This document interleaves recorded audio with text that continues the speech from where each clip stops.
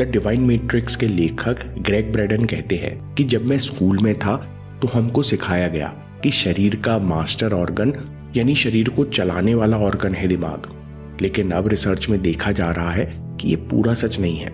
असल में हमारे हार्ट और ब्रेन के बीच में एक बड़ा न्यूरल कनेक्शन यानी नेटवर्क है जो किसी और दो ऑर्गन्स के बीच में नहीं है। यानी हार्ट और ब्रेन में लगातार बातचीत हो रही है। ग्रेग ब्रैडन कहते हैं कि हमको बचपन से सिखाया गया कि दिल और दिमाग को अलग अलग इस्तेमाल करो, लेकिन ये दोनों हार्ट ब्रेन एक सिस्टम की तरह काम करते हैं। जिसमें एक और आश्चर्यजनक बात है कि हार्ट ब्रेन को आदेश देता है और रिसर्च में इस बात को साबित किया जा चुका है। कैसे? Vagus nerve. हार्ट और ब्रेन के बीच में वेगस नर्व है। वैज्ञानिक कहते हैं कि यहां न्यूरॉन्स के गुच्छे सबसे अधिक हार्ट के पास पाए गए हैं, यानी यहां से सिग्नल शुरू होते हैं। दूसरी बात, वेगस नर्व का ट्रैफिक 80% एक तरफा है, जो कि हार्ट से ब्रेन की तरफ जाता है। इन दोनों बातों से हमें पता चलता है कि ट्रैफिक एक तरफा है, हार्ट बोलता है और ब्रेन सुनता है।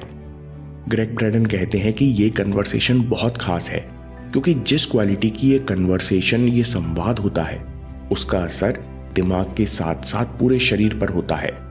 एग्जाम्पल के लिए, ये जो ग्राफ आप देख रहे हैं, ये दिल से दिमाग की तरफ जाते हुए सिग्नल्स की फ्रीक्वेंसी दिखाता है।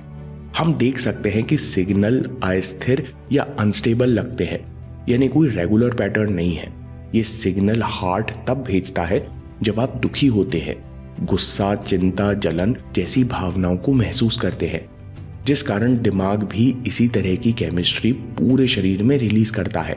यानी शरीर में ज्यादा मात्रा में एड्रेनलिन और कॉर्टिजोल रिलीज होता है। कुछ पलों के लिए तो स्ट्रेस हार्मोन अच्छे हैं, लेकिन ये स्थिति हमेशा नहीं रहनी चाहिए, क्योंकि स्ट्रेस दिमाग को स्थिर नहीं होने देता, आपको फोकस नहीं करने देता। रिसर्च में एक और आश्चर्यजनक बात पाई गई। हार्ट खुद सोच सकता है और याद रख सकता है। हार्ट मैथ इंस्टीट्यूट की रिसर्च में पाया गया कि हार्ट के पास अपना 40,000 न्यूरॉन्स का नर्वस सिस्टम है। ये न्यूरॉन्स का जाल खुद इमोशंस को पहचान सकता है, याद रख सकता है और कैसा महसूस करना है ये डिसीजन भी ले सकता है। यानी आपका हार्ट दिमाग के कैलकुलेशन करने से पहले सीधे चीजों को फील या महसूस कर सकता है। इसलिए सद्गुरु कहते हैं कि अगर आप एक दिन भी नेगेटिव फीलिंग या विचारों से दूर रहो, इन्हें अपने अंदर महसूस ना करो, तो एक दिन में आपकी पूरी ब्लड केमिस्ट्री बदल जाती है। यानी आपकी असली ग्रोथ होती है। ग्रोथ हार्ट और फीलिंग से होती है। ग्रेग ब्रैडन कहते हैं ये बात वेस्टर्न सोसाइटी को समझने में बहुत दिक्कत होती है, क्योंकि वे हर चीज एनालाइज करने की कोशिश करते हैं, हर चीज में फायदा नुकसान निकालते हैं, बहुत ज्यादा गोल ड्रिवन होते हैं। वे हर चीज को महसूस करने से पहले समझना चाहते हैं। लेकिन हमने देखा है कि कई बार गहरी नॉलेज महसूस होती है, फिर अनुभव में आती है और आखिर में समझी जाती है।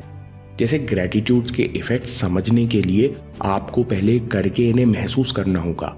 इसलिए वेस्टर्न सोसाइटी और एनालिटिकल लोगों को ये बात स्वीकार करने में बहुत मुश्किल होती है कि हमारी असली ग्रोथ हमारे हार्ट से होती है।